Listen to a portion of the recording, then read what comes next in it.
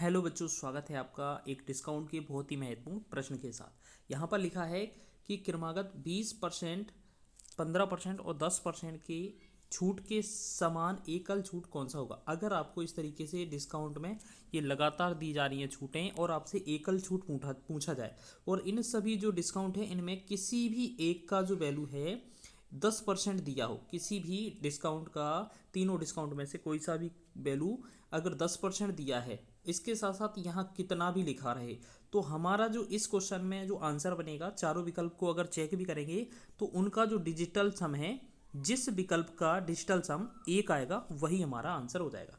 जैसे हम बात करेंगे पहले विकल्प को उठाएंगे तो 3 8 11, 11 8 कितना होगा 19, और 19 को हम दोबारा से फिर जोड़ेंगे तो 19 का 1 और 9 10, और 10 को दोबारा से जोड़ेंगे तो यानी कि अब हमें पता चल गया कि हमारा जो डिजिटल सम है कितना बन रहा है, एक बन रहा है। इसका डिजिटल सम कितना आया, एक। तो आंसर यही होगा। अब और बाकी चेक कर लें तो 3 और 6 9, 9 और 9 18, 18 और 1 8 9, यानी कि इसका डिजिटल सम एक 9 आया, तो ये आंसर नहीं हो सकता। 3 2 5, 5 और 7 12, 12 1 और 2 3, यानी कि इसका जो बनेगा डिजिटल सम 3 बनेगा, ये भी नहीं आएगा और इसका भी नहीं आएगा। तो हमारा आंसर क्या होगा 38.8। तो याद रखना, डिस्काउंट में कभी भी क्वेश्चन मिले तो ये देख लेना किसी एक डिस्काउंट का मान 10% दिया हुआ है, तो इन चारों विकल्पों में जो दिया होगा जिसका डिजिटल सम एक आ रहा होगा वही आंसर होगा। हो सकता है किसी बार स्थिति में दो बार डिजिटल सम आए जिसका एक एक दो बार ऑप्शन में बन रहा हो, तो उस स्थिति में हमें इसको कैलकुलेट करना पड़ेगा। ठीक है, तो हम कैलकुलेट कैसे करेंगे, जैसे हमने देखा यहाँ पर कोई 100 का वैल्यू है, ठीक। अगर हम इसमें पहली बार कितना 20% का डिस्काउंट देते हैं तो ये कितने का प्राप्त होता है, तो ये 80/100 का वस्तु प्राप्त होगा। फिर हम देखेंगे 15% डिस्काउंट देते हैं तो ये कितना 85 का प्राप्त हो जाएगा, ठीक। और अगर हम देखें 10% का छूट मिलेगा तो ये 90 का प्राप्त हो जाएगा, ठीक है ना। तो ये 2 जीरो वाला ये कट जाएगा, 1 जीरो से 1 जीरो, ये 100 हट जाएगा बस, ठीक है। अब इनका गुणा करना है हमें, ठीक है। अब इनका गुणा करना है हमें, तो यहाँ पर क्या करेंगे, देखो फिर यहाँ से 4 से काट देते हैं, 4 दूना 8, 4 से काटते हैं 25 चौके 100, फिर 5 से काट देंगे 55 25, 5 से काटेंगे 17 5 85।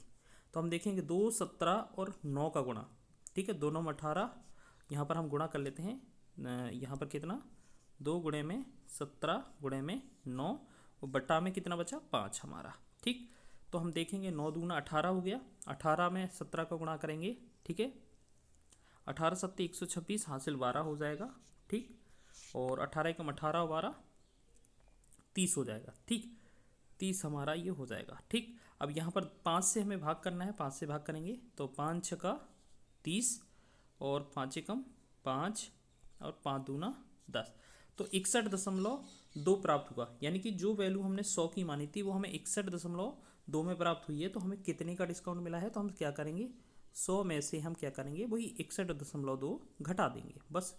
तो 61.2 जब घटाएंगे हम इसमें से तो ये यहाँ 8 बचेगा, यहाँ 10 में से 2 8 बचेगा, यहाँ 3 बचेगा, तो 38.8 होगा, ये हमारा आंसर हो जाएगा, ठीक है।